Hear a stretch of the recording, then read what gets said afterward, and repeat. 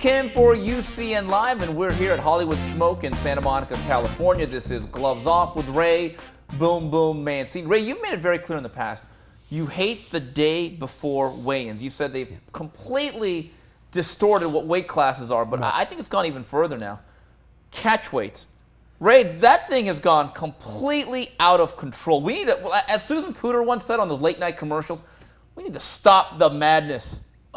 Steve, it drives me nuts. And something we were talking about earlier with the fighters, you're talking about Canelo and Cotto fighting for the middleweight championship, but the problem now, from my understanding, it's Cotto weight, 155, is making a 155, right? Cotto weight, right? Then if he's well, they say, well, he's not a full middleweight. Then don't fight for the middleweight title. Hey, Ray Robinson fought Jake LaMotta for the middleweight fight, weighed in 148. Yeah. Why? Because he wasn't. It doesn't matter what the other guy weighs in. I'm going to weigh in for the best weight for me. And I'm not going. And he wasn't going style-wise. He was going to go strength for strength, giving him movement. Cotto's become such a diva. And my understanding, again, the only thing holding off from making this fight, as we speak now, by the time this airs, it should be made, is that it's the 1 pound weight difference they're negotiating on. That's among several issues. Here's the problem I have. I'm not against catch weights.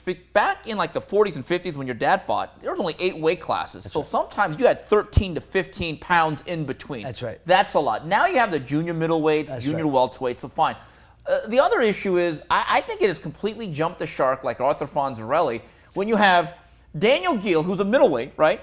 2-time middleweight champion, fighting Miguel Cotto, who's the middleweight champion.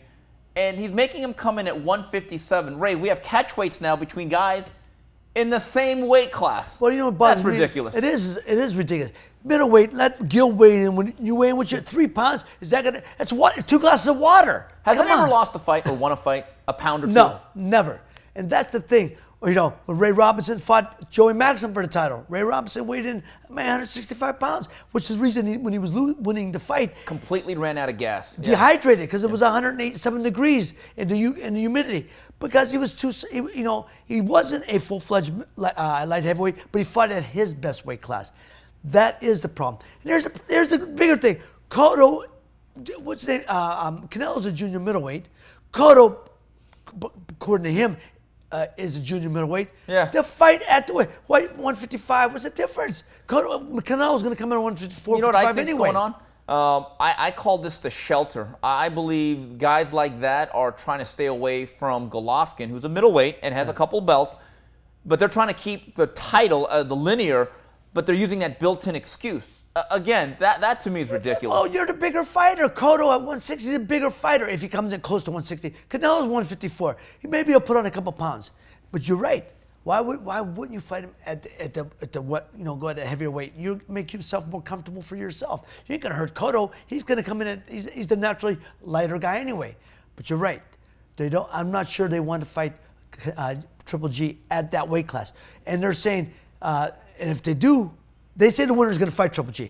I want to keep their word. That's what I want to see if they keep their word. And if they do, what weight class? Because Triple G is the middleweight. They're going to make Triple G come down to 154, 55? Ray, do you think the sanctioning bodies need to just flat out say, wait a minute, guys, this is ridiculous? And again, they are businesses. They're going to do where the money is. They're going to comply with the rules.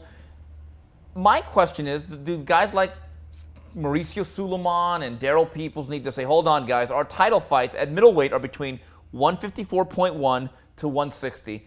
We're not sanctioning fights with catch weights with 2 guys within the same class. Do you think they need to step in? Yes, absolutely. If you're going to be the president of the organizations, be president. You said Mauricio Suleiman, Gilbertico Mendoza, to me, they're the 2 biggest still. Yeah. Take control and say, look, come in any way you want. I don't give a crap. But we're making it to 160 is 160. Ray, was there ever a fight, and I don't mean when you're a prospect, when there's an over-the-weight lightweight bout where it's 138. I'm just talking about real fights. Did you ever discuss a catchweight for any of your major fights? Never. And the only time there'd be a catchweight talk about would be is if you got to fight a guy. At one time, Ray Leonard was the welterweight champ. I was lightweight champ. My trainer and Dave Wolf were friends, and they actually talked about possibly me and Ray come on a fight, and we were talking about maybe a catch weight of 143, 40. It lasted about a day and a half to talk. But the point being is, that was why, because Ray would be in a welterweight, I was lightweight, trying to come somewhere in between. That would make sense. That's what those were designed for, though. Exactly. You know, look, when Ray Leonard fought Johnny Lalonde, Johnny Lalonde was 175, Ray was 160, they made 168. That made sense, which is how they created the super middleweight title. That was the first fight at that weight class. Ray, one other question before we wrap it up here. Unfortunately, the genie's out of the bottle. We're not getting rid of day before weigh-ins. I just think logistically we're stuck with it. With that said, are you in favor or are you opposed to the next morning weighing them in again and capping how much weight they could put on in between? Yes, I am. Yes, you should, right.